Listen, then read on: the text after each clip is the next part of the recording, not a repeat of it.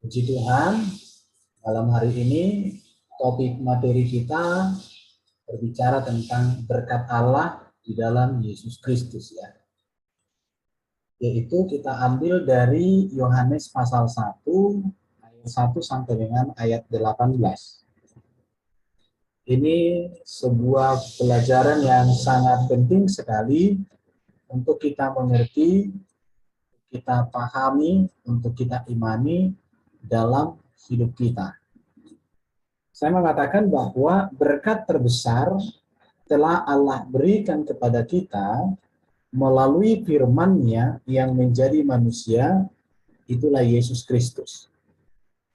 Sebelum kita masuk kepada topik atau kepada materi yang saya sudah siapkan ini, mari kita melihat Alkitab kita masing-masing untuk kita membaca Yohanes pasal 1 ayat 1 sampai dengan ayat 18.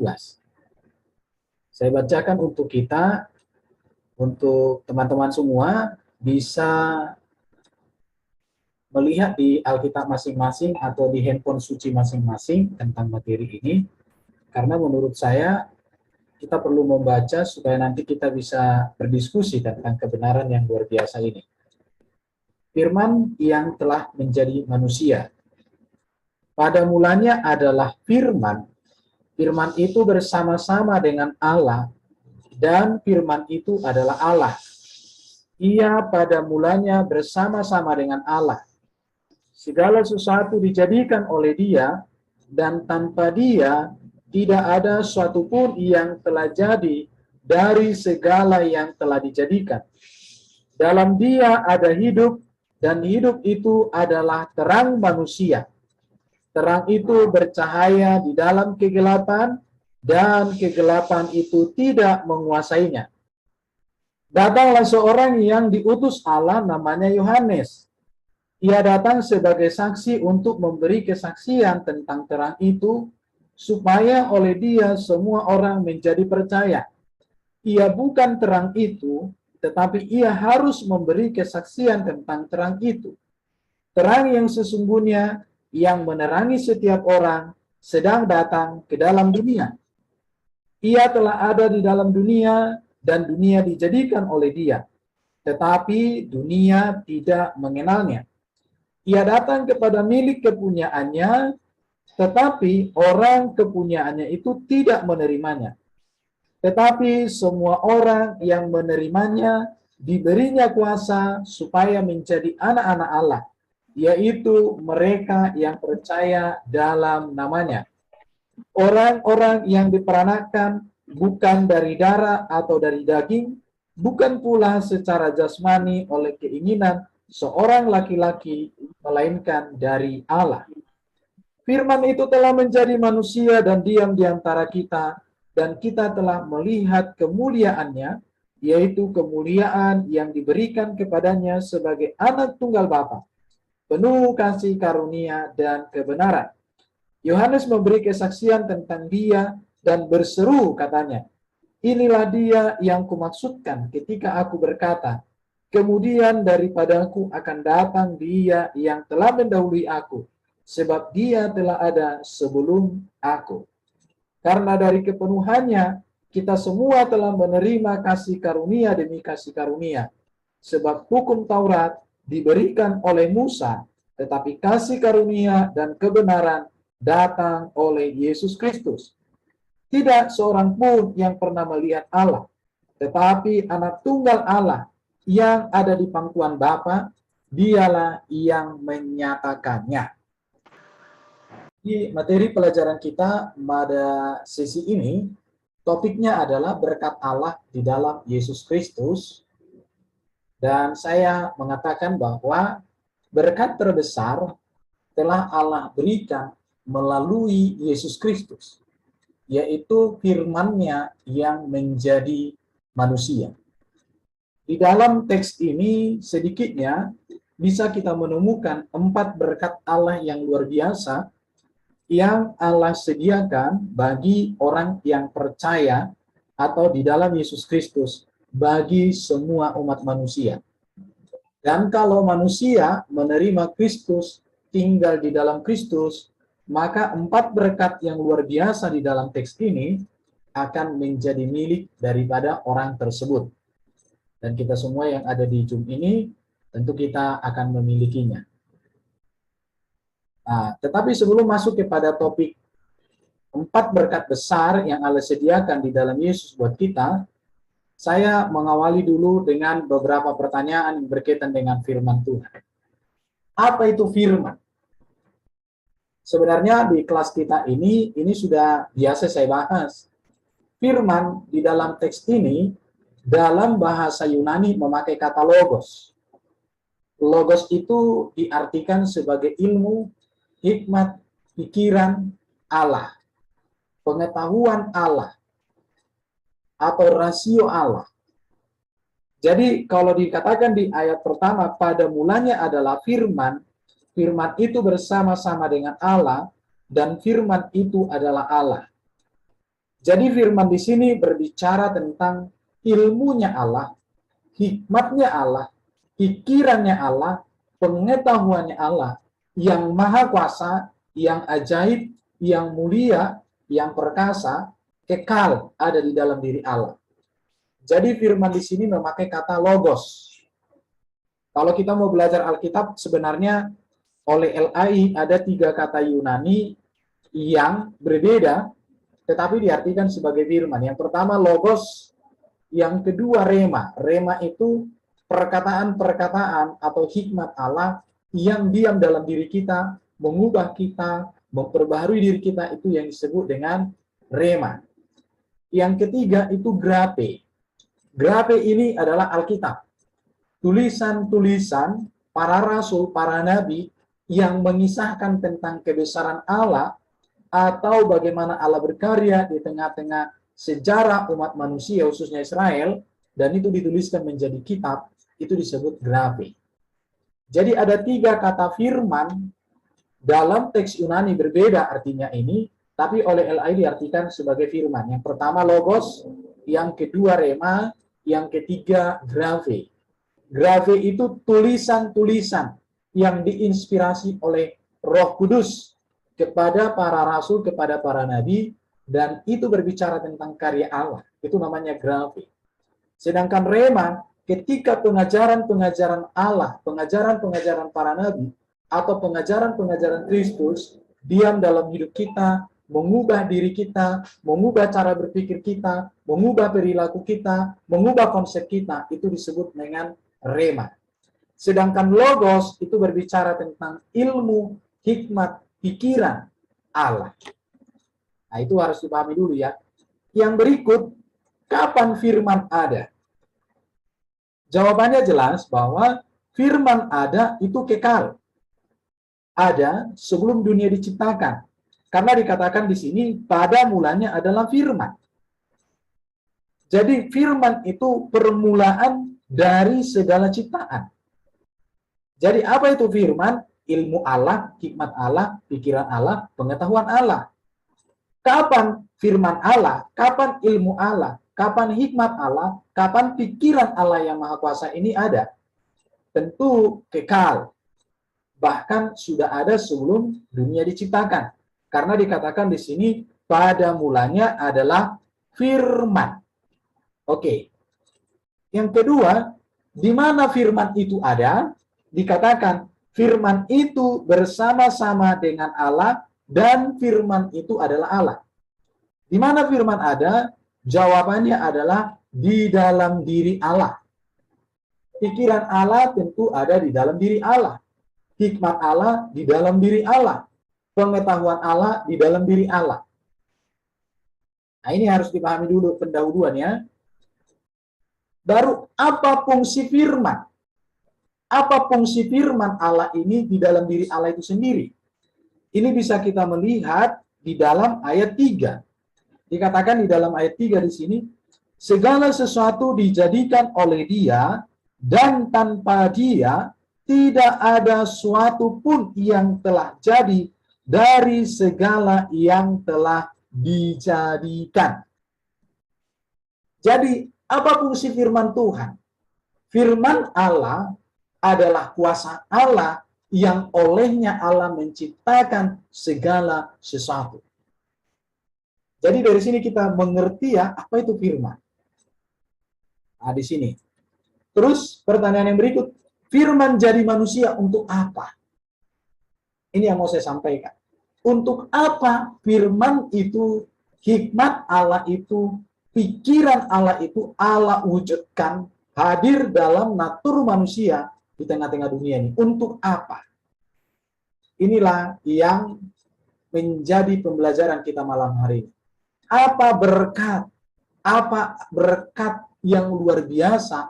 Apa tujuan Allah di dalam firman yang menjadi manusia hadir di dunia ini yang bernama Yesus Kristus? Nah, ini harus kita mengerti ya. Jadi firman Allah yang kekal di dalam dirinya diturunkan menjadi manusia. Apa tujuannya?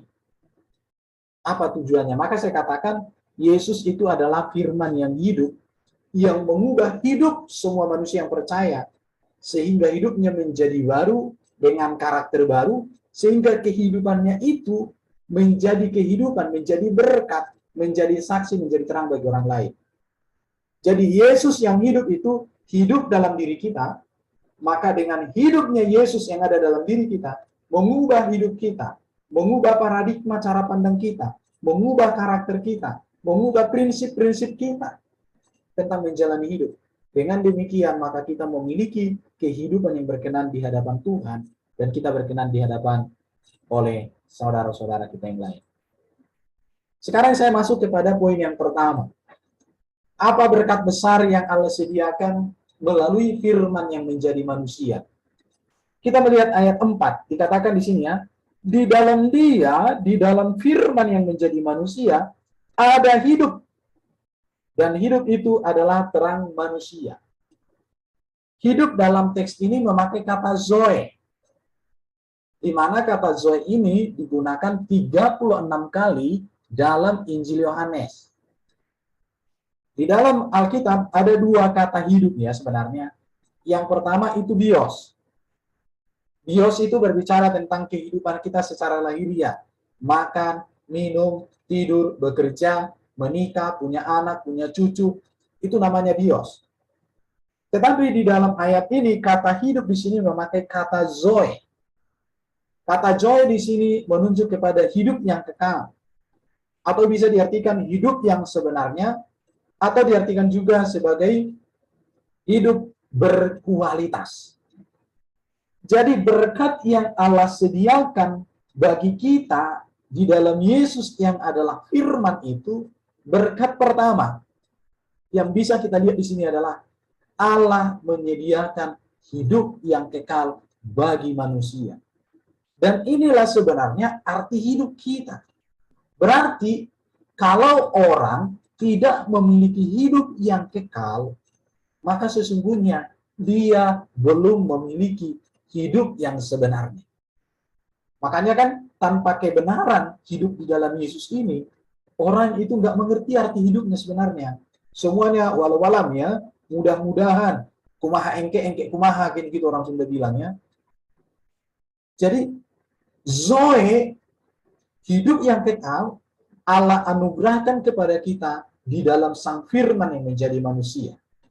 Dan ketika kita memiliki hidup yang kekal ini, maka kita memiliki hidup yang berkualitas. Makanya saya katakan orang yang hidup sungguh-sungguh di dalam Yesus, hidupnya berkualitas, unggul, memiliki kelebihan-kelebihan atas orang-orang yang tidak memiliki Kristus. Makanya kalau kita berbicara data dunia, orang-orang hebat adalah orang-orang yang percaya kepada Yesus.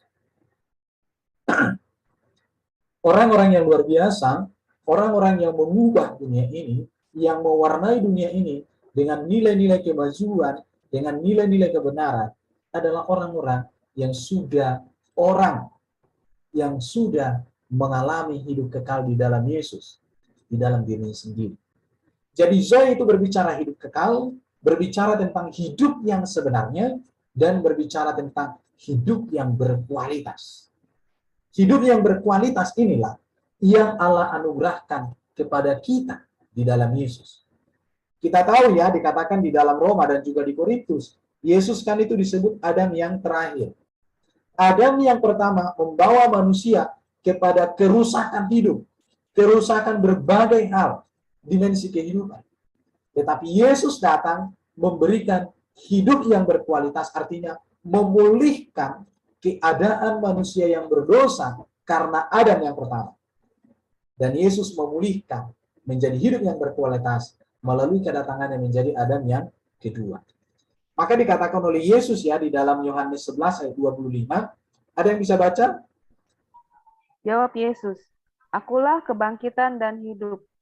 Barang siapa percaya kepadaku, ia akan hidup walaupun ia sudah mati." Wow, luar biasa kan? Satu-satunya pribadi yang mengatakan akulah kebangkitan dan hidup. Barang siapa percaya kepadaku, ia akan hidup walaupun ia sudah mati. Artinya, Yesus memberikan kita hidup yang berkualitas, hidup kerajaan surga, hidup yang kekal, hidup yang sebenarnya. Jadi kematian itu bukan lagi menakutkan buat orang Kristen. Tapi kematian itu adalah sebuah perjalanan tahapan hidup untuk masuk kepada hidup yang kekal, yang dijanjikan, yang disediakan, yang direncanakan oleh Allah di dalam Sang Firman yang menjadi manusia. Jadi sungguh luar biasa kita menjadi orang Kristen. Di dalam Yesus itu Allah sediakan kehidupan. Maka Yesus mengatakan, akulah kebangkitan dan hidup. Hanya Yesus adalah pribadi yang menghidupkan orang mati. Ada nabi kerjanya mematikan orang hidup. Tapi Yesus itu menghidupkan orang mati. Luar biasa ya. Nah itu dia. Oke, kita lanjut ke slide berikutnya. Jadi hidup di dalam Yesus, arti hidup yang dijamin oleh firman adalah hidup yang kekal. Maka Yohanes 3:16, saya yakin kita semua tahu ya. Karena begitu besar kasih Allah akan dunia ini, sehingga ia telah mengaruniakan anaknya yang tunggal, supaya setiap orang yang percaya kepadanya tidak binasa, melainkan beroleh hidup yang kekal. Inilah esensi hidup manusia. Sekaligus inilah menjadi tujuan kehidupan. Sebab hidup kekal berbicara tentang keselamatan yang merupakan rencana Allah sendiri. Jadi hidup manusia di dunia ini pasti akan berakhir. Semua akan mati. Tetapi bagaimana dengan nilai hidup kita? Orang yang percaya kepada Yesus, nilai hidupnya adalah hidup yang kekal. Tetapi orang yang di luar Yesus adalah nilai hidupnya kematian kekal. Hidup yang tak berkualitas, hidup yang tak berarti. Maka kalimat ini perlu untuk kita renungkan. Tanpa Tuhan juga mati. Tanpa Yesus orang juga mati. Bersama Yesus juga orang mati. Namun mati tanpa Tuhan, mati tanpa Kristus menuju kematian kekal. Namun mati bersama dengan Tuhan, bersama dengan Kristus, bersama dengan Sang Firman yang menjadi manusia, mendapatkan jaminan hidup yang kekal. Pilihannya adalah mau memilih hidup bersama Yesus, mati bersama Yesus, atau hidup tanpa Yesus, mati tanpa Yesus. Tinggal itu pilihannya. Ini yang harus dipastikan. Hidup tanpa Yesus, mati tanpa Yesus, atau hidup bersama Yesus, mati bersama Yesus. Tetapi dikatakan oleh Yesus, dia kebangkitan dan hidup, orang yang mati, hidup. Itu hanya jasmani dan nanti akan dibangkitkan. Sekarang, bagaimana dengan hidup kita? Sebelum kita mengenal Yesus, dengan setelah kita mengenal Yesus. Saya yakin hidup mengenal Yesus, hidup di dalam Yesus, ada banyak hal yang kita rasakan tentang arti dan nilai kehidupan yang sebenarnya. Dan kita sudah merasakan yang namanya nilai-nilai kerajaan surga itu dalam hidup kita. Itu poin pertama, berkat yang Allah sediakan melalui Yesus yang adalah Sang Firman. Yang kedua, di dalam ayat 5, di dalam Injil Yohanes ini, kita melihat ya, ayat 5 dan ayat 9, dikatakan begini ya, terang itu bercahaya di dalam kegelapan, dan kegelapan tidak menguasainya. Ayat 9, terang yang sesungguhnya yang menerangi setiap orang sedang datang ke dalam dunia. Di dalam Yesus, yang pertama tadi ada hidup. Yang kedua, di dalam Yesus ada terang. Berbicara tentang terang, ini berbicara tentang pengenalan kepada Allah. Kehadiran Yesus, Sang Logos yang menjadi manusia, dialah yang membawa pencerahan yang jauh melebihi pencerahan yang telah diberikan Allah kepada manusia sebelum Yesus datang, sebelum Sang Firman.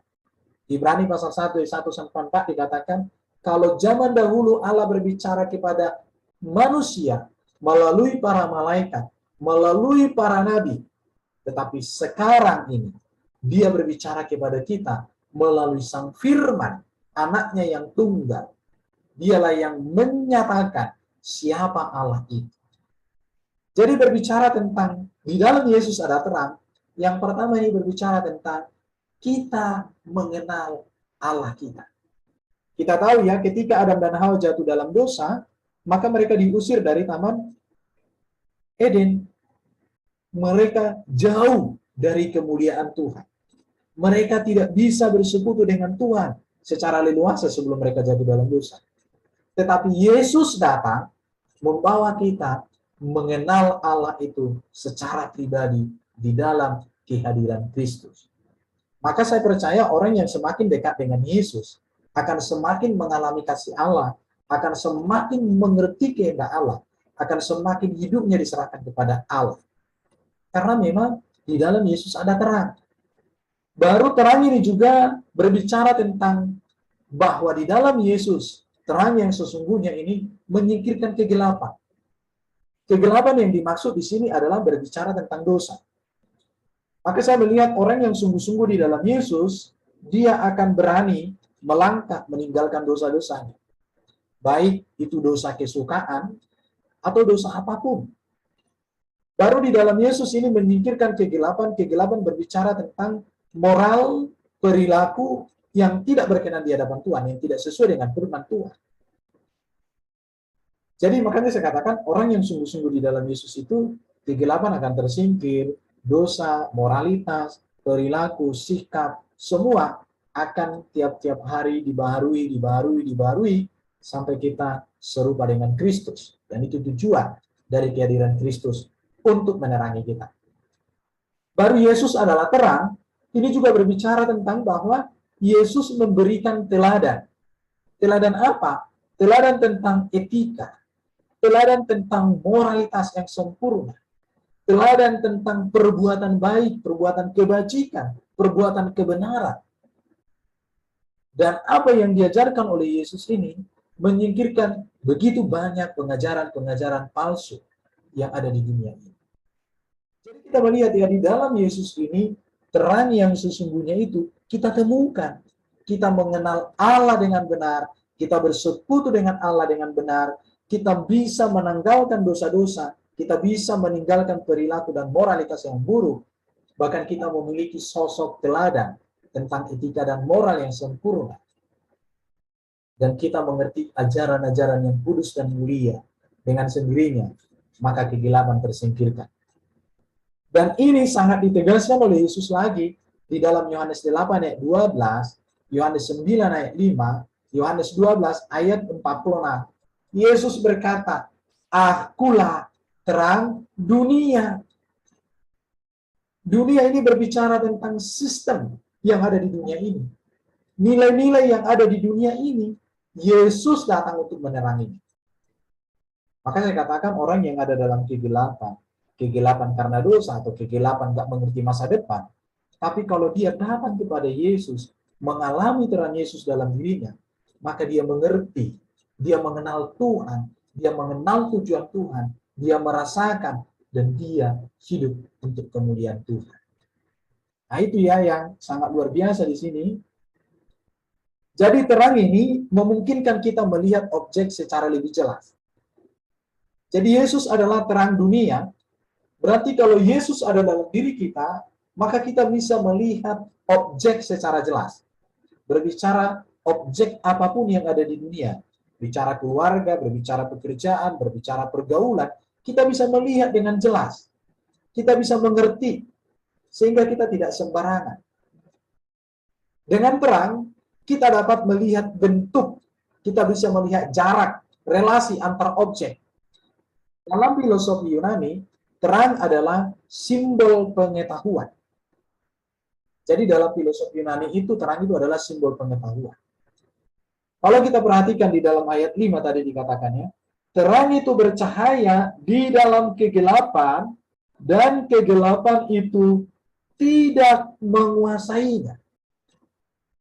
Dalam Alkitab, kegelapan ini menjadi simbol ketidaktahuan, simbol dari dosa, simbol kesengsaraan, simbol penderitaan, simbol tanpa harapan. Tetapi hanya dengan memiliki pengetahuan yang benar, hanya dengan memiliki kebenaran, hidup di dalam Kristus, maka kita dapat keluar dari ketidaktahuan. Kita keluar dari dosa, kita keluar dari kesengsaraan. Itulah jaminan yang kita dapatkan jika kita bersandar pada firman Tuhan. Maka sekarang bagaimana aku diubahkan dari masa lalu menjadi baru seperti sekarang ini?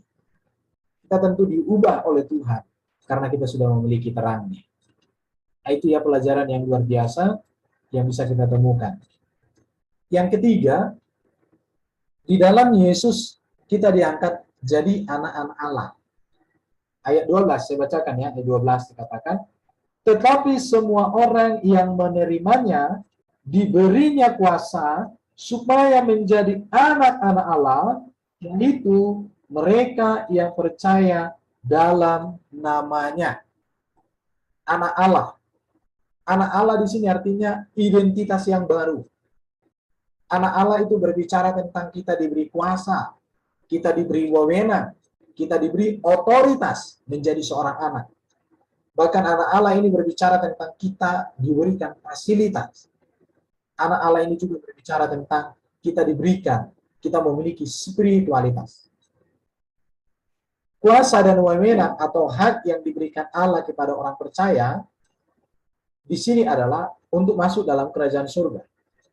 Bahkan juga memerintah bersama Kristus dalam kerajaan surga. Bahkan juga memiliki otoritas untuk mengerjakan pekerjaan yang dikerjakan Yesus.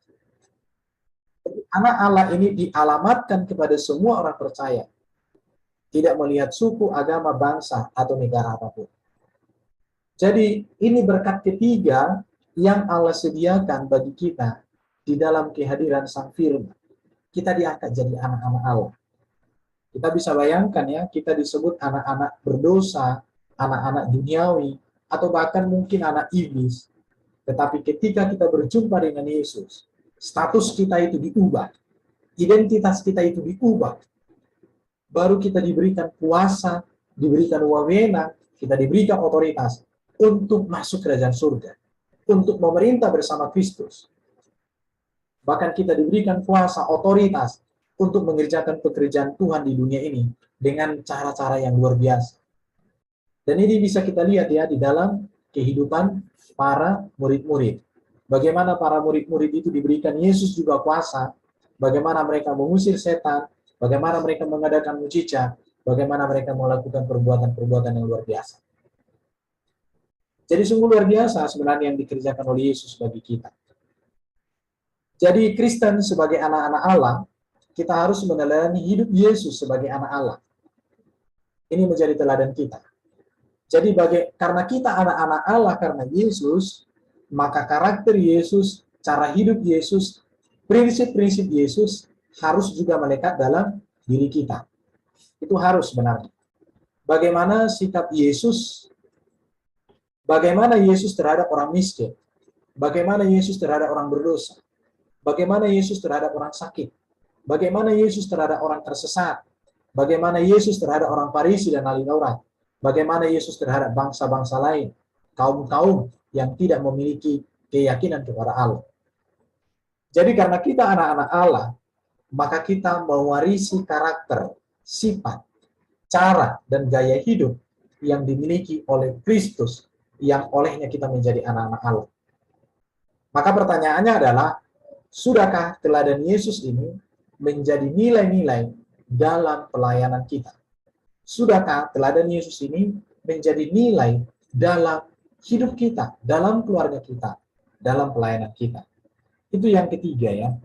Yang keempat, saya mau sampaikan ini, dan ini yang terakhir, di dalam Yesus ada kasih karunia demi kasih karunia. Ayat 16-17 ya.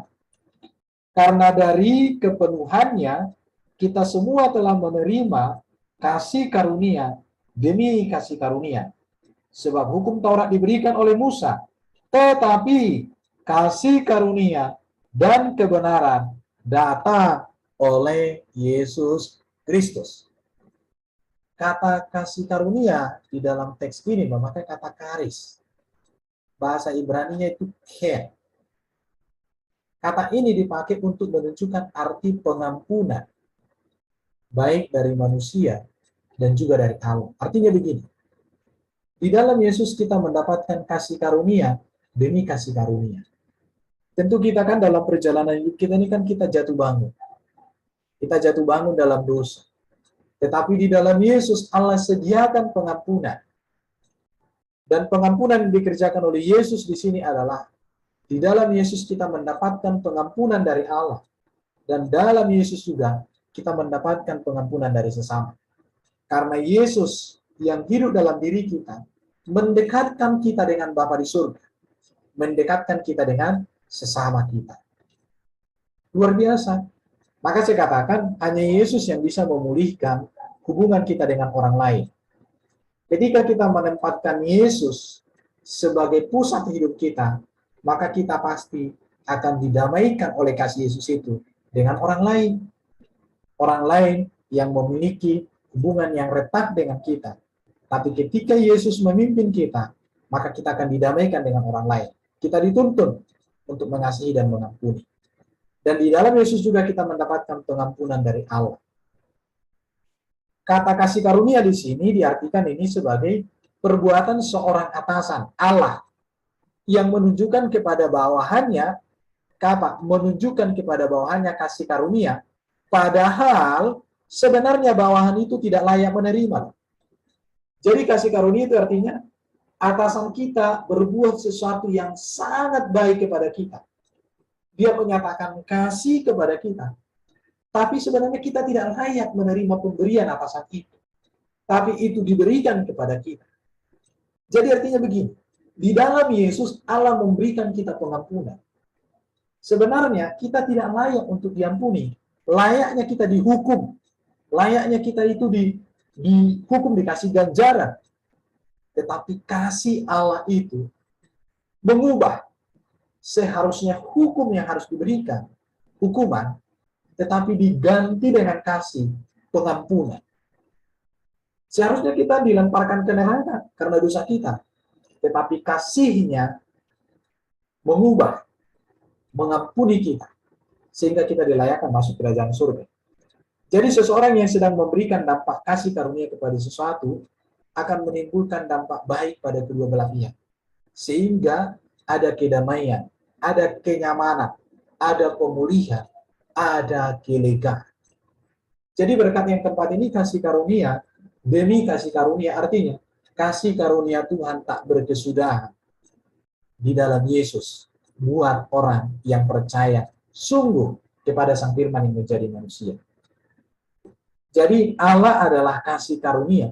Allah dalam kasih karunia-Nya memperlakukan kita walaupun kita bersalah seakan-akan kita tidak pernah berbuat dosa. Kita bayangkan ya, Allah memperlakukan kita di dalam kasih karunia-Nya, walaupun kita berdosa, walaupun kita bersalah, tetapi Dia memperlakukan kita seakan-akan kita tidak pernah berbuat dosa. Artinya, Tuhan tidak mengingat-ingat dosa-dosa kita. Tuhan tidak mengingat-ingat kegagalan kita. Tuhan tidak mengingat-ingat kebobrokan kita. Dia mengampuni, Dia memulihkan, Dia melawat, Dia memperbaharui kita. Maka dulu waktu saya pernah sekolah Alkitab, ada satu lagu mengatakan, Kalimatnya seperti ini. Dia tak ingat dosaku, segala cacat celahku, ya lupakan betapa hinaku dulu. Hanya ini aku tahu adalah kerinduanmu, melayani, mengasihi selamanya. Jadi Tuhan tidak mengingat-ingat dosa kita. Tuhan tidak mengingat-ingat keburukan kita. Tetapi Dia datang dengan kasih, memberi pengampunan, memberi pemulihan, membangun relasi, membangun sebuah hubungan yang sangat intim. Jadi saya berpikir begini, di dalam Yesus inilah kita mendapatkan pengampunan, pemulihan, pembangunan relasi kembali dengan Allah. Oke, nanti kita bisa diskusikan lebih dalam ini ya. Jadi di dalam Yesus kita memperoleh limpahan berkat. Ini yang disebut dengan karena dari kepenuhannya kita semua telah menerima kasih karunia demi kasih karunia. Sebab hukum Taurat diberikan oleh Musa, tetapi kasih karunia dan kebenaran datang oleh Yesus Kristus. Jadi berkat Allah di dalam Yesus bagi kita adalah berbicara juga berkat jasmani ketika kita menjalani hidup di dunia ini, tetapi juga berkat rohani yang luar biasa, yaitu diberikan kita hidup, diberikan kita terang, kita dijadikan anak-anak Allah, dan kita dipulihkan kasih karunia demi kasih karunia terjadi selalu diberikan dalam hidup kita tiap-tiap hari. Jadi kasih karunia Allah ini membebaskan kita dari kutuk dosa. Kasih karunia Allah ini membebaskan kita dari kutuk hukum Taurat. Kasih karunia Allah ini membebaskan kita dari ikatan iblis, dari maut, dari kebinasaan. Jadi sungguhlah kita bersyukur bahwa Allah memberikan berkat yang melimpah melalui kehadiran Sang Firman-Nya yang menjadi manusia. Itulah Yesus Kristus. Oke, tadi kita sudah nyanyikan lagu ini, maka melihat betapa agungnya Allah yang mengutus firman menjadi manusia, melihat betapa agungnya Kristus yang datang dari Allah, firman-Nya menjadi manusia. Kita diberikan hidup, kita diberikan terang, kita diberikan status baru menjadi anak-anak Allah, dan kita diberikan kasih karunia demi kasih karunia. Inilah hidup yang sesungguhnya. Inilah berkat Allah yang melimpah yang Allah sediakan di dalam Sang Firman.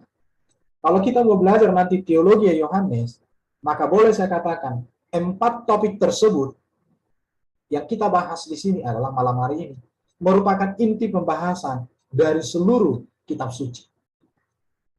Jadi seluruh kitab suci, khususnya tulisan teologi Yohanes, itu berbicara tentang hidup kita, berbicara tentang terang, berbicara tentang status kita sebagai Allah, dan berbicara tentang kasih karunia demi kasih karunia Allah limpahkan di dalam Kristus buat kita.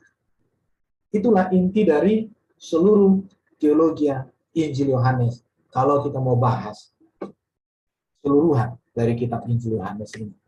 Oke, saya pikir sampai di sini dulu yang bisa saya sampaikan. Teman-teman kalau mau bertanya dipersilahkan. Monggo. Saya mau tanya, Pak. Ya, silakan. Ya. Begini, Pak. Terkadang kita suka menyampaikan doa kepada Tuhan itu ada kalimat, Tuhan ampunilah kami akan kesalahan kami, baik yang kami sengaja atau tidak kami sengaja. Nah, pertanyaan saya, kita ini kan manusia tidak lepas dari yang namanya dosa. Dosa besar, dosa kecil. Nah, Pak, kadang-kadang kalau kita sedang berkendaraan, kadang-kadang di jalan ada orang misalnya nyalip atau orang bagaimana, kadang dari mulut ini suka keluar kata-kata yang tidak sadar kita keluarkan, ya mungkin perkataan-perkataan yang tidak dikehendaki oleh Tuhan. Itu bagaimana ya Pak? Sedangkan kita sudah hidup di dalam Kristus gitu.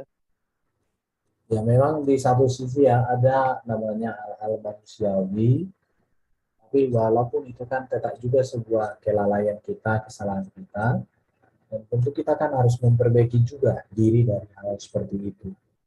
Dan saya yakin ketika kita bergantung dan benar-benar belajar untuk hidup dalam Tuhan, semua kata-kata yang seperti itu bisa kok kita hilangkan, tetapi memang membutuhkan proses ya, membutuhkan proses di situ. Ya, Jadi itu artinya apakah kita bisa layak masuk dalam kerajaan Allah atau bagaimana, Pak? untuk masuk dalam kerajaan Allah itu kan berbicara tentang iman kepada Kristus yang kita Ya, nyatakan dalam perbuatan. Tetapi perbuatan ini kan membutuhkan sebuah proses pembentukan ya. Jadi tidak serta-merta karena kita masih begitu berarti nggak masuk surga, bukan begitu ya. Nah, jadi apanya cara pemahaman kita sudah dianugerahkan ini hidup yang kekal, kita sudah memiliki. Tetapi dalam masa menjalani itu kan kita kan masih ada sisi kemanusiaan kita, free will kita.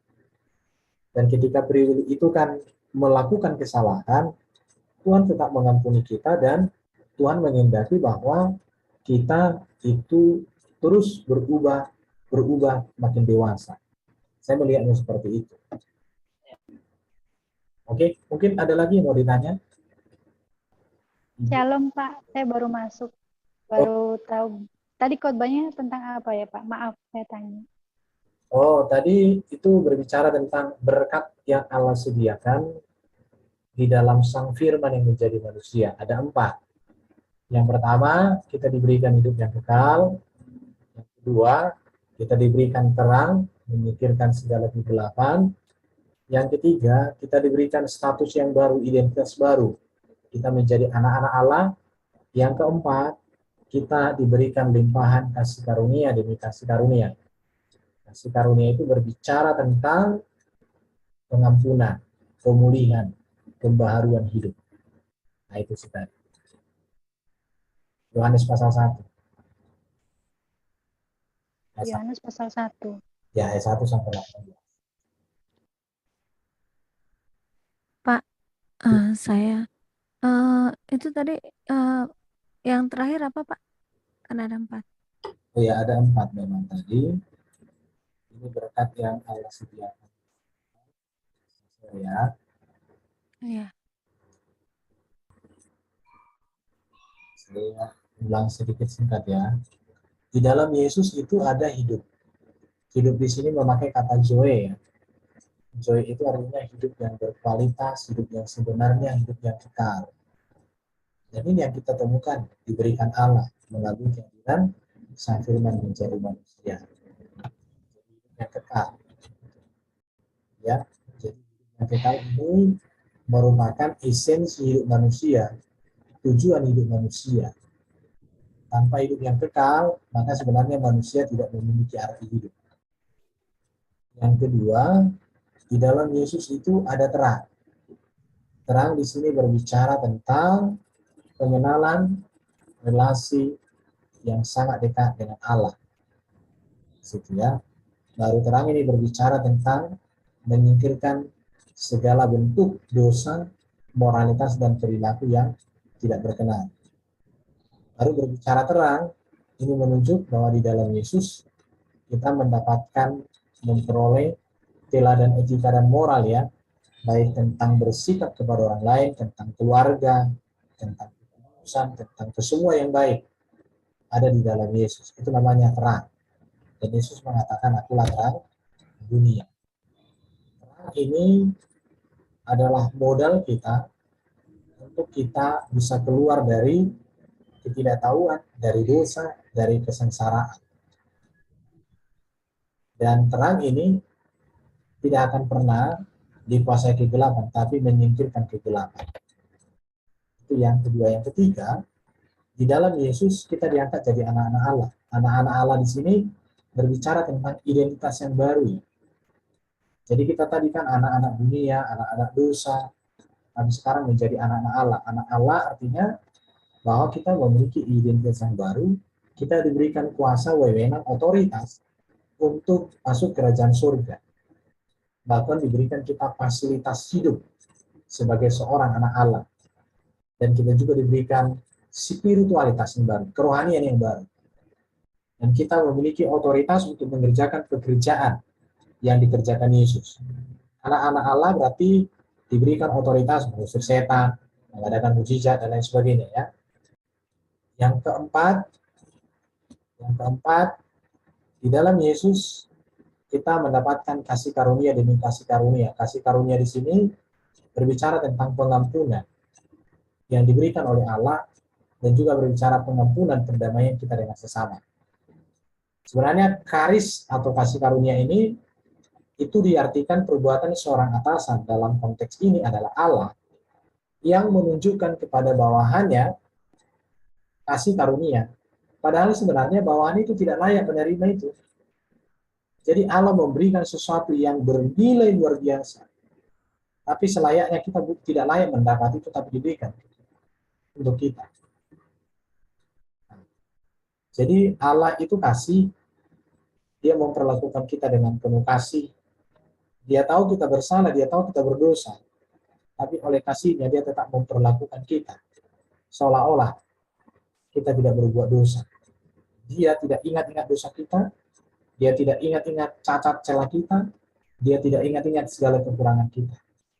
Dia membalut, dia melawat, dia memulihkan, dia mengampuni, dan memperbarui kita. Inilah berkat yang Allah sediakan di dalam Yesus Sang Firman menjadi manusia.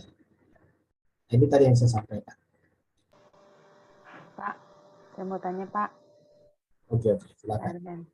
Iya, Pak. Di sini kan Bapak bilang bahwa berkat Allah melalui Yesus Kristus itu ada 4. Pertama, hidup yang kekal. Kedua, terang. Ketiga, jadi anak Allah. Dan keempat adalah kasih karunia. Saya mau tanya yang mengenai terang ini, Pak. Terang ini kan pengenalan akan Allah. Relasi yang dekat dengan Allah. Juga tentang pengajaran etika, moral, dan perbuatan baik yang sesuai dengan teladan Yesus Kristus. Nah, masalahnya Pak, pada sampai titik terang ini aja, banyak anak-anak Tuhan yang nggak bisa melewatinya ya Pak. Bagaimana caranya ini Pak? Maksudnya supaya pengenalan akan Allah ini bisa sampai gitu kepada anak-anak Tuhan. Karena kalau menurut saya dari hanya hadir dalam ibadah di gereja aja setiap minggu saya rasa kurang ya Pak. Ya, makasih Pak Erben. Nah, jadi mengapa ada orang yang seperti itu? Makanya sebenarnya kan dikatakan Yesus kan tinggal di dalam aku dan aku di dalam kamu. Artinya orang itu diajar untuk tiap-tiap hari menyatu, melekat, bersekutu dengan Tuhan. Karena sebenarnya kita tidak bisa hidup benar, hidup kudus, tanpa kita bergantung pada Tuhan. Karena pada hakikatnya kan, kita manusia ini sudah berdosa. Kita sudah dikendalikan oleh dosa, bahkan kita tunduk kepada otoritas iblis. Tetapi Yesus datang memberikan kita kuasa ini. Maka dikatakan di dalam kitab suci kita ini, kerjakan keselamatanmu. Kerjakan keselamatanmu itu artinya begini. Kata mengerjakan di situ pernah digali oleh kita ketika belajar, itu seperti sebuah tambang yang sangat banyak kayak emas di dalam. Tetapi emas yang sangat banyak ini kita tidak bisa miliki, tidak bisa kita nikmati, tidak bisa kita rasakan. Kalau kita tidak menggali, kita tidak menambah. Artinya kerjakan keselamatan, artinya keselamatan di dalam Yesus itu adalah fasilitas untuk hidup kita di dunia ini sudah diberikan di situ. Tetapi itu yang harus kita gali, itu yang harus kita pahami, kita mengerti sampai kita bisa memilikinya. Dengan demikian maka kekayaan anugerah Allah di dalam Yesus itu akan membuat kita mampu untuk menikmati kasih Tuhan, dan dengan sendirinya kita akan mampu mengesampingkan segala godaan, ajakan-ajakan dunia. Jadi yang membuat kita menang mengalahkan kedagingan kita adalah kedekatan kita, keterbergantungan kita, keintiman kita, persekutuan kita dengan Tuhan. Karena saya yakin bahwa semakin kita dekat dengan Tuhan, semakin kita intim dengan Tuhan, akan semakin kita mampu menyingkirkan ego kita. Semakin kita mampu menyingkirkan keakuan kita, menyingkirkan dosa-dosa kesukaan kita. Itu yang saya lihat. Jadi, mari kita setiap hari mendekat dengan sungguh kepada Tuhan, menjadikan Tuhan itu sebagai nilai yang utuh dalam diri kita, sebagai pusat penilaian terhadap diri kita. Jadi kita mengevaluasi diri kita di hadapan Tuhan setiap hari. Aku sih melihatnya seperti itu. Itu aja jawabannya. Iya, berarti kesimpulannya Pak, kita harus maksudnya benar-benar mempunyai relasi yang dekat dengan Tuhan Ya, harus. setiap hari ya Pak. Iya. Nah, jadi dengan begitu kita jadi bisa mengerti apa yang Tuhan kehendaki dalam diri kita, bagaimana kita mengikuti kehendaknya dalam kebenaran firman-Nya ya Pak ya. Itu udah mutlak ya, nggak bisa ditawar ya Pak. Ya. Berarti ya. Nah, ya. Itulah yang dimaksud di dalam Mazmur pasal 1 itu kan. Berbahagialah orang yang kesukaannya firman Tuhan, tidak duduk dalam kumpulan pencemooh. Jadi artinya gini, kita perlu belajar untuk mencondongkan, memusatkan hidup kita kepada Tuhan. Makin kita dekat dengan Tuhan, maka semakin kuat kita untuk menentang atau melawan dosa. Tapi semakin kita melalaikan Tuhan, maka dosa akan semakin kuat menjatuhkan kita. Itu aja hukumnya. Iya, benar Pak. Jadi makanya dikatakan oleh Paulus kan di dalam Kolose ya, matikanlah dalam dirimu segala sesuatu yang duniawi. Kita tidak bisa mematikan keakuan kita loh, tanpa kita memandang kepada Kristus. Kita tidak bisa memperbarui diri kita tanpa kita berpusat pada Kristus loh. Tetapi semakin kita tenggelam di dalam Kristus, maka kita akan semakin dikendalikan oleh Dia. Sama seperti orang kalau berada di dalam air kan, kalau airnya itu ibaratnya semata kaki, masih bisa kita lari-lari. Kalau selutut udah mulai agak lambat. Kalau sepinggang makin lambat kan. Tapi kalau sudah sampai dalam sekali, ya nggak bisa lagi kita. Tinggal renang kan. Jadi artinya ya sejauh mana kita bersekutu dengan Tuhan, itulah kekuatan kita untuk melawan keinginan daging kita. Jadi penjelasan saya. Iya, makasih Pak untuk penjelasannya. Ya, sama-sama. Ada lagi mungkin mau menyampaikan apa? Oh, ada pertanyaan tadi di chat ini di Diki ya, Pak Erben 1 Yohanes 1 ayat 79 itu masih berhubungan Kak Pak? Sebenarnya seluruh Alkitab kita ini berhubungan Pak Bro ya. Karena Kejadian sampai Wahyu itu kan satu kesatuan sebagai sebuah kebenaran yang utuh diterima oleh gereja sejak semula sampai hari ini. Tapi kalau kita baca aja ya, 1 Yohanes 1 ayat 7 sampai 9 dikatakan, tetapi jika kita hidup dalam terang, sama seperti Dia ada di dalam terang, maka kita beroleh persekutuan seorang dengan yang lain.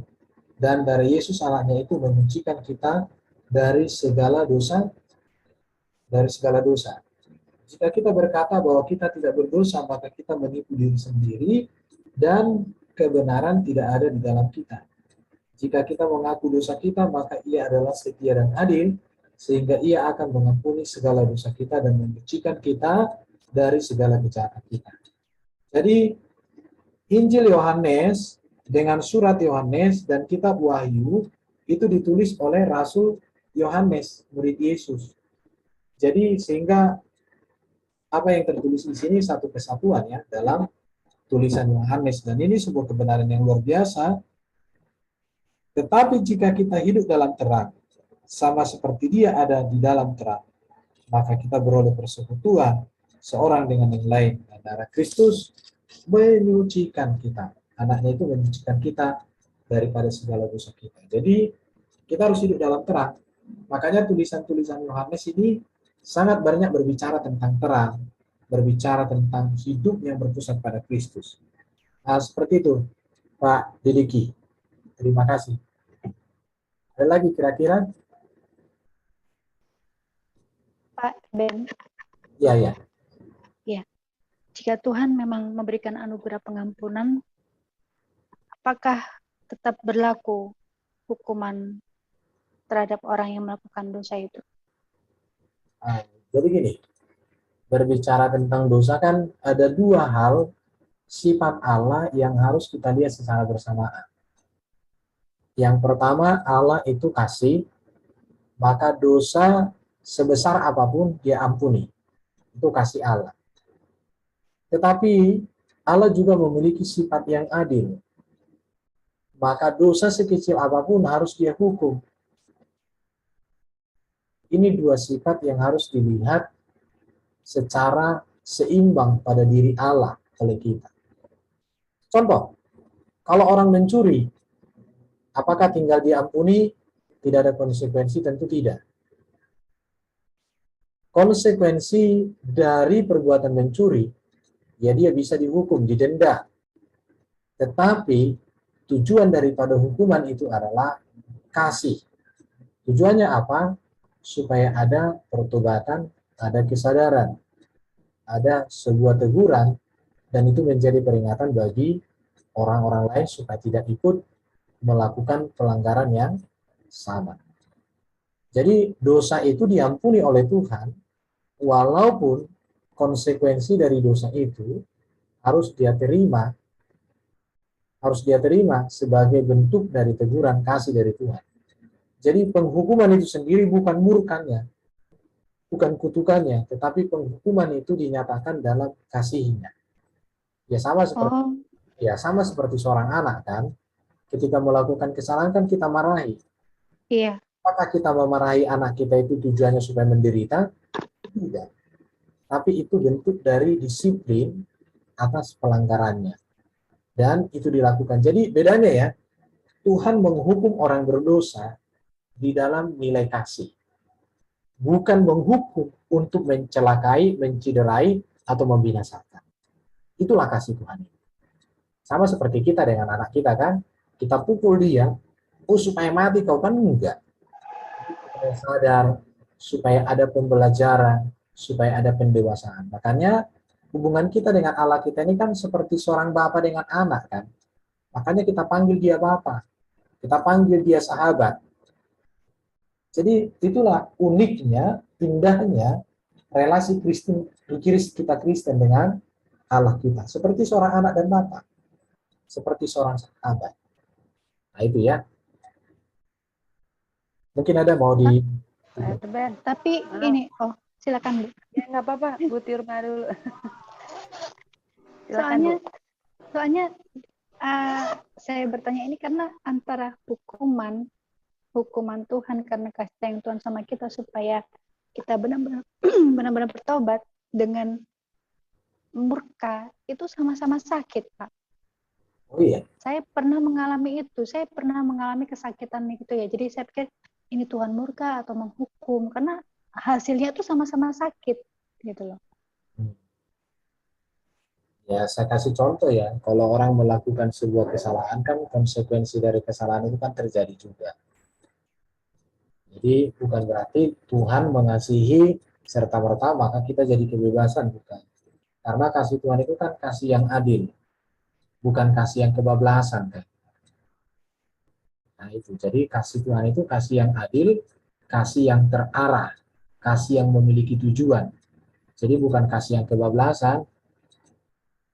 Jadi itu yang harus kita pahami dari sifatnya Tuhan. Itu karakter daripada Allah kita itu. Kasih yang kasih yang berjalan pada hukum, pada tujuannya, bukan pada murkanya dan bukan kebablasan. Nah, seperti itu sih yang harus kita pahami. Tapi ketika di perjanjian lama itu, ketika bangsa Israel bandel, itu kan tidak sedikit ada kata-kata murka Allah gitu. Oh iya, makanya kan kalau kita berbicara konteks PL ya, Allah itu kan menyatakan dirinya itu kan dengan tegas ya. Makanya dikatakan di dalam Yesus kita mendapatkan kasih karunia demi kasih karunia. Kalau di PL itu contoh kalau orang pergi ke bait Allah nggak hidup kudus dia dia mempersembahkan korban di atas mezbah itu, mati di tempat. Artinya Iya, Allah menyatakan diri begitu kudus. Bahkan ketika Musa naik ke gunung, siapa yang menyentuh gunung itu kan mati juga. iya, Kenapa? Karena Allah menyatakan diri dengan cara yang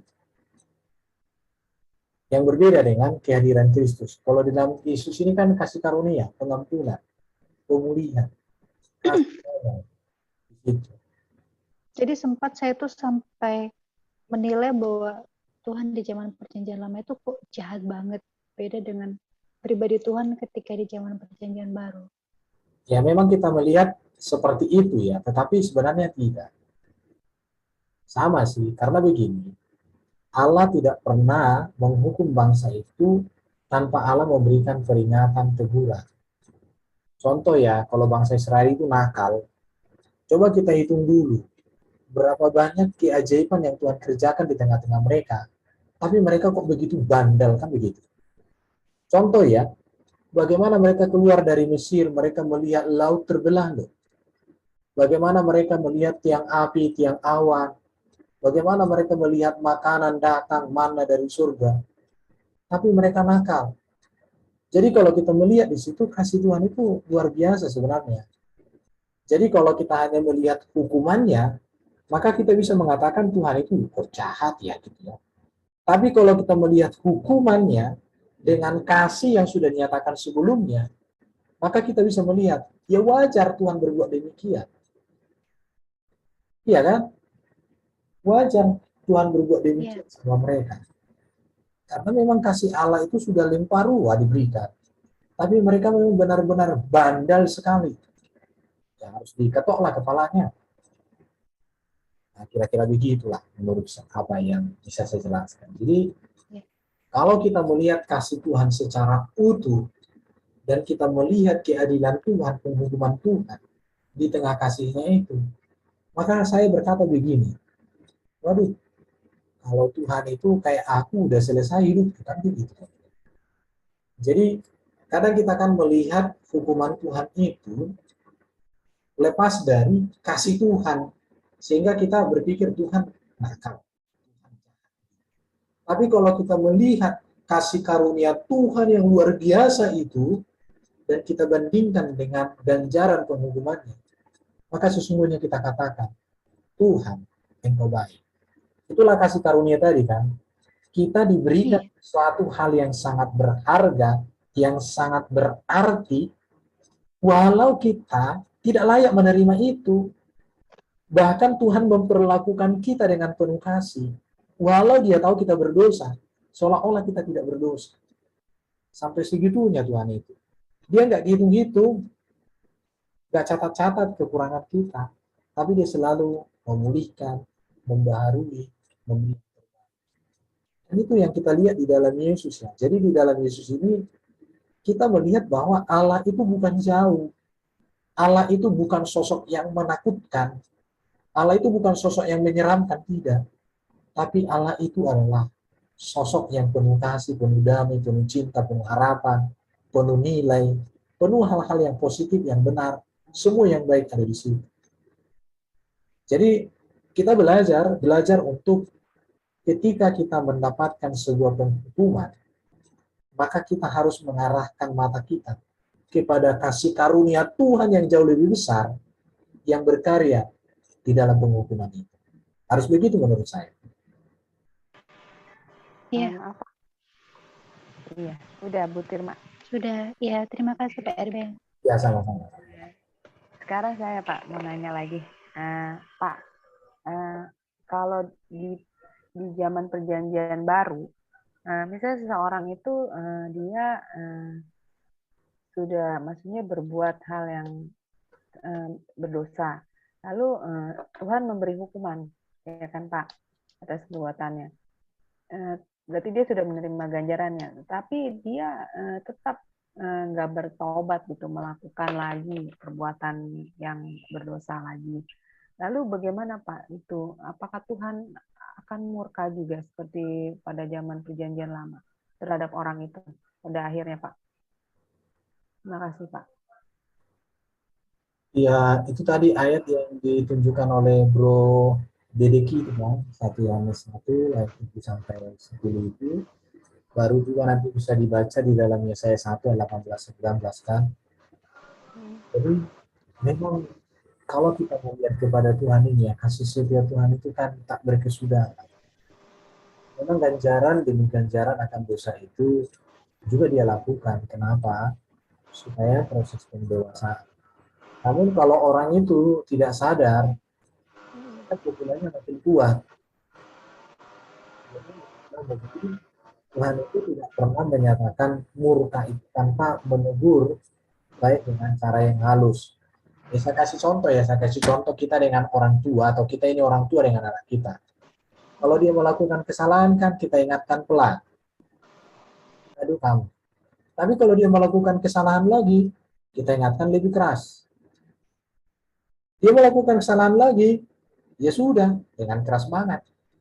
Bisa mungkin kalau ibu-ibu dicubit anaknya agak biru sedikit, kan bisa. Atau ada pukul-pukulnya, dipukulkan kakinya agak merah. Kalau tadinya hanya diomongin, ya menurut saya jadi gini, Tuhan itu punya teknik juga bagaimana membuat kita sadar. Tapi kalau benar-benar nggak sadar lagi, ya sudah, ditendang sekalian masuk neraka kan begitu. Gimana kira-kira? Oh, iya sih Pak. Sadar Berarti dia sudah kan? beban. Iya. Maunya di neraka kali, Pak. Iya. Artinya gini kan, Tapi kalau itu Pak Erben, udah dilembutin, agak dikerasin, toh nggak sadar-sadar. Aduh, udah tapi banyak kali tapi katanya. Udahlah, biar tapi sekalian. Sep, iya. katanya, masuk neraka. Tapi Pak, kalau misalnya orang ini dia tidak bertobat karena dia tidak punya pengenalan akan Allah gitu. Tapi maksudnya gini loh, dia Kristen tapi dia kurang memahami tentang apa namanya kebenaran KTP firman lah Tuhan. Kristen. Ya, jadi itu bagaimana tuh Pak?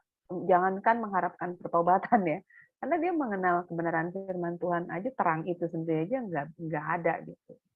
Ya, dia mengalami ganjaran ya tetap aja balik lagi, mengalami ganjaran ya tetap aja balik lagi. Pada akhirnya Tuhan itu akan murka ya Pak. Iya, Pada akhirnya ya, iya. Jadi pada makanya orang saya itu bilang ya. ini ya, yang menyelamatkan itu kan bukan status KTP, Iya, tapi yang menyelamatkan itu adalah status kita di hadapan Tuhan. Betul, Pak. betul Pak, betul. Makanya poin ketiga kita tadi kan, Allah memberikan kita hidup, menyediakan kita terang, tapi diberikan kita status yang baru, anak-anak Allah. Boleh saja orang mendengar berita tentang terang, dia mendengar berita tentang hidup, tapi dia nggak sampai menjadi anak-anak Allah, hanya didengar. Nah, makanya Kristen tanpa perturbatan sama saja dengan tidak Kristen.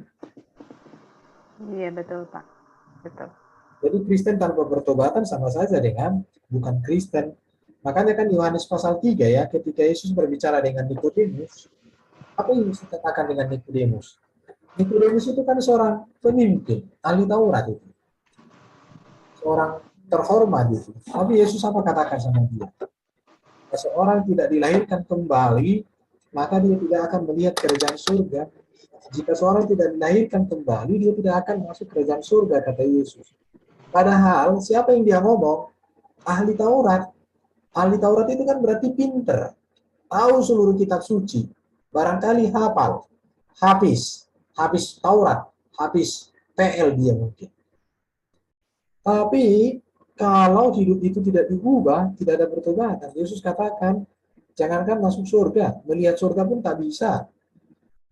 Nah, padahal statusnya secara dunia, itu kan Nikodemus orang hebat.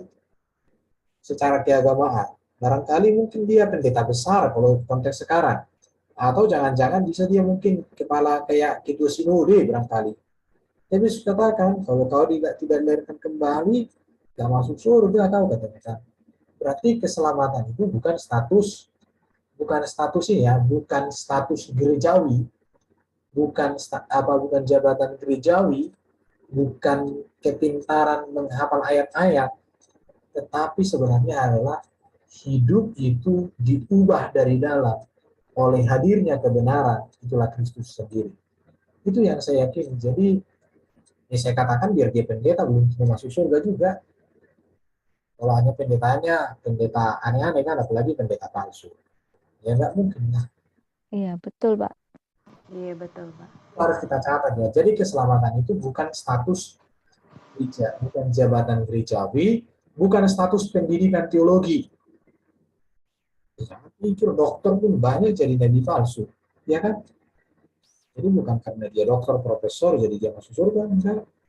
Iya, betul, Pak. Pendoa pun sama aja ya, Pak ya. Berdoa juga. Yang sudah punya kuasa gitu, Pak ya. Maksudnya misalnya mendoakan orang gitu. Tetap aja kalau misalnya dia tidak mengalami lahir baru ya sama aja ya Pak Erben. Nah, jadi ini mungkin ini perlu saya sampaikan ya. Iya, Pak. Karunia-karunia rohani itu bukanlah ukuran kedewasaan seseorang. Tapi ukuran kedewasaan rohani seseorang adalah karakter rohani yang disebut dua buah. Itu yang seringkali orang lupakan. Jadi karunia-karunia rohani itu bukan ukuran kedewasaan iman seseorang. Ukuran kedewasaan iman seseorang itu adalah karakter rohani, yaitu buah-buah rohani, buah-buah roh. Kadang agak sedih melihat ya kalau ada oknum tertentu atau gereja tertentu menekankan karunia-karunia rohani lebih tinggi daripada buah-buah roh. Iya, Banyak itu, Pak. itu kesalahan kita. Iya Kalau betul. yang tertinggi itu adalah karakter rohani itu. Iya. Tapi banyak yang lebih Kristus ya, menekankan Pak. karunia roh, Pak, bukan buah rohnya. Itulah, itu yang harus dievaluasi.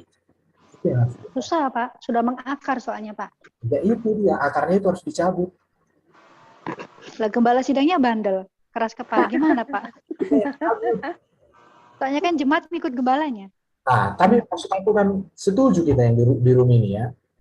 Jadi karakter rohani itu jauh lebih dahsyat daripada karunia-karunia rohani. Iya betul, Pak. Pak, kalau misalkan pendoa menyarankan begini, kamu banyak berdoa, minta karunia sama Tuhan. Apa karunia kamu? Gitu. Kalau kayak gitu gimana tuh, Pak? Ya tidak masalah, bagus juga karunia-karunia rohani, tapi maksud aku jangan karunia rohani itu ukuran kedewasaan rohani, bukan. Iya. Kedewasaan tertinggi itu adalah karakter. Kan Yesus katakan kan, hendaklah kamu sama sempurna seperti Kristus. Iya, betul, Pak. Dengan kita memiliki karakter Kristus, dengan sendirinya karunia-karunia rohani datang. Yakinlah. Akan mengikuti ya, Pak ya. Iya. Iya. Jadi karunia-karunia rohani itu mengikuti. Tapi kalau kita ibaratnya mencari karunia-karunia, kita lupakan karakter. Bisa nanti kita jadi kayak tadi lah kan, karena dia punya karunia dua, lama-lama duanya jadi miring. Mana itu? Pak Erben. Ya. Tapi terkadang kan orang itu ya, contohnya teman saya ya bukan saya menghakimi ya, dia pendoa syafaat, tetapi dia tanya lagi sama temannya yang pendoa juga, Tuhan bilang apa sama saya, Tuhan bilang apa sama kamu tentang saya dapat karunia apa. Nah, kalau kayak gitu gimana tuh, Pak? Mungkin itu dia ingin konfirmasi karunia dengan temannya. Saling mendoakan boleh saja, cuman artinya gini, yang aku kadang sedihnya itu orang lebih menekankan karunia daripada karakter. Seharusnya ya paling tidak ya seimbang ya. Jadi karunia itu berbarengan sejalan dengan karakter. Jangan berat sebelah. Apalagi kalau karunia-karunia ini menjadi ajang menyatakan bahwa dia lebih rohani, lebih hebat dari yang lain. Jangan dilupakan bahwa 1 Korintus 13 itu kan, buat akan berakhir, ini akan berakhir, ini akan berakhir. Tapi yang tetap adalah kasih. Kasih itulah karakter. Iya kan? Itu kan Pak. yang tidak akan habis, kasih. Tapi bukan kasih munafik ya, tapi kasih Kristus. Di situ. Jadi saya mengatakan kita butuh karunia-karunia rohani itu. Yes, itu dibutuhkan dalam pelayanan. Tetapi jangan melupakan yang namanya karakter, buah-buah roh. Dan buah-buah roh itulah yang menjadi kualitas diri kita. Kalau karunia-karunia itu kan kita hanya alatnya di situ kan. Bukan dari kita itu karunia itu. Iya, betul. Enggak. Kalau karunia kita beratnya berdoa untuk orang lain yang menyembuhkan kan bukan kita. Tuhan kan. Iya. Kita hanya alat di situ dipakai Tuhan. Tapi kalau karakter itu sudah diri kita dengan Tuhan. Iya. Itu dari diri. Pribadi kita ya Pak dengan Tuhan ya. Jadi artinya mari belajar yang namanya jangan berat sebelah antara karunia dengan karakter. Apa dengan itu sih yang perlu dipahami oleh kita, direnungkan. Pak Erben.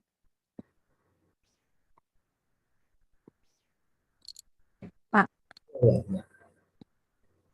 Halo, Pak Erben. Ya, salam. Ya, salam. Pak, itu tadi kan Bu belajar kan bilang mengenai hukum-hukum Tuhan itu ya Pak ya.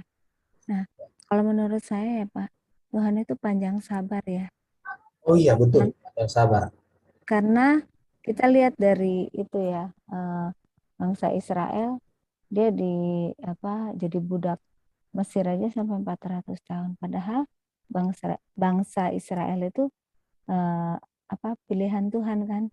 Jadi Tuhan itu panjang sabar sampai 400 tahun. Tuhan maksudnya belum bertindak ya, tunggu sampai 400 tahun baru Tuhan itu ya menolong gitu ya, mengeluarkan bangsa Israel dari Mesir gitu. Tetapi karena Tuhan itu panjang sabar, walaupun bangsa Israel mengeluh segala macam, Tuhan tetap tuntun gitu ya.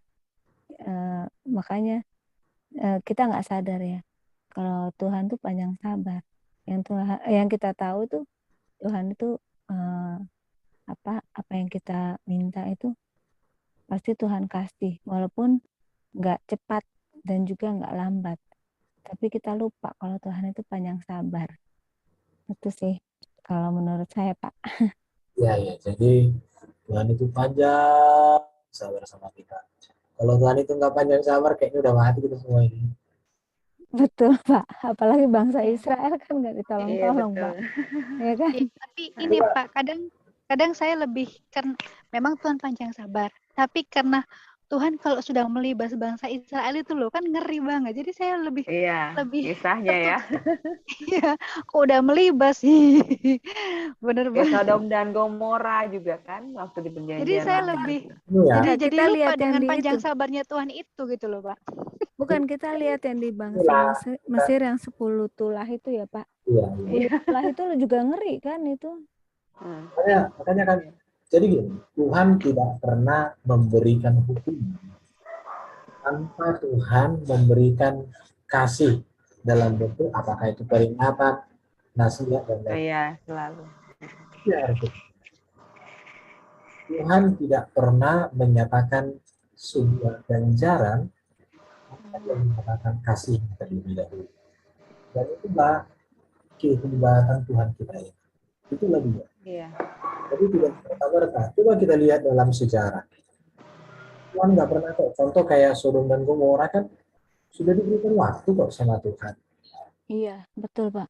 Iya. Masih tawar-menawar. Iya, maksudnya masih ada peringatannya Pak ya sebelum dihancurkan benar-benar. Iya. Bahkan contoh kayak Yunus ke Niniwe. Iya. Tuhan langsung dikasih peringatan. Iya, betul. Coba kita lihat dalam catatan Alkitab. Tidak pernah Allah menyatakan hukuman tanpa didahului oleh kasih. Iya. Dan jika Allah menyatakan hukuman itu, tujuannya adalah hal yang baik. Baik, iya betul Pak. Betul. Ketika peristiwa Nuh yang selamat hanya 8 orang, apakah kita katakan Tuhan kejam? Tidak. Iya, betul Pak. Memberikan waktu 120 tahun loh untuk semua manusia bertobat. tapi nggak bertobat 120 tahun loh. Apakah Tuhan kejam? Tidak. Tuhan sedang menyatakan keadilannya. Karena manusia dipertahankan pun akan membuat dunia semakin rusak. Ya, daripada semakin rusak, semakin bandal kau hidup dalam dosa, melahirkan anak hidup dalam dosa, ya sudah selesailah.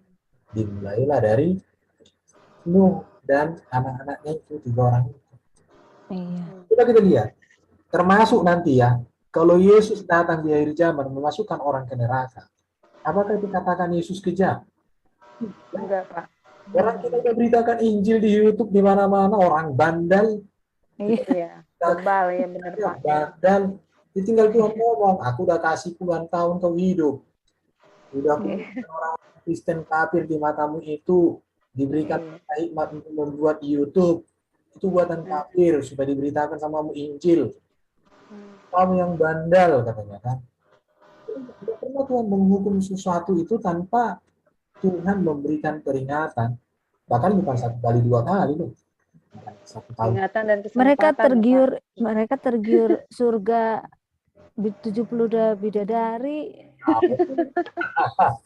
Ya udahlah, bisa kita bahas nanti ada di CII banyak dibahas itu.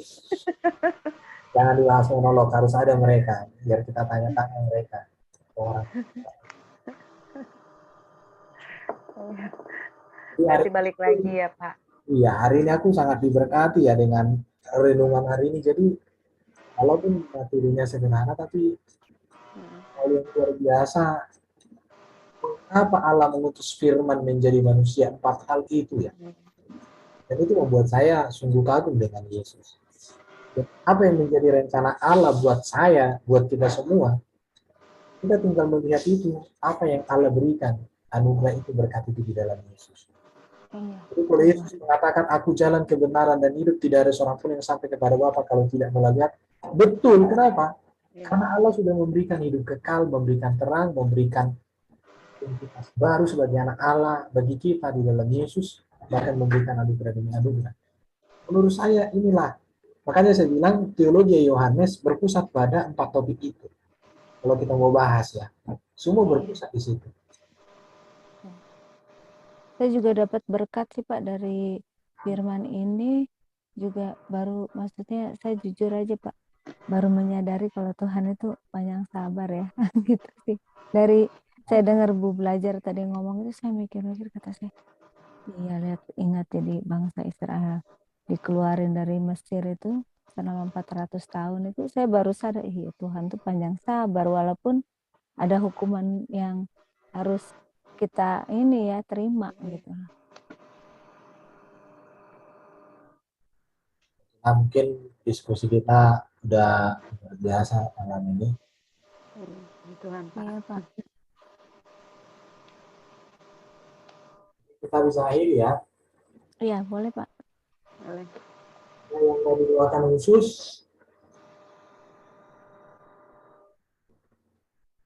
Siapa yang mau didoakan? kita saling mendoakan ya. Iya. Jadi pertobatan itu adalah proses yang harus dialami oleh setiap kita secara pribadi ya. Jadi pertobatan kita tidak tergantung kepada orang lain, tapi orang lain juga dipakai Tuhan untuk mengingatkan kita, tapi keputusan tetap ada pada kita masing-masing juga. Oke, kita berdoa ya.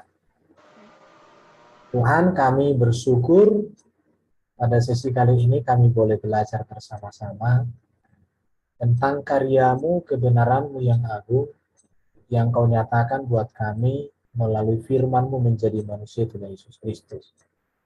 Bahwa di dalam sang firman menjadi manusia, kami memiliki hidup kekal, hidup berkualitas, hidup yang sesungguhnya. Kami memiliki terang, pengenalan akan Engkau. Kami memiliki terang, kemampuan untuk hidup kudus, hidup benar.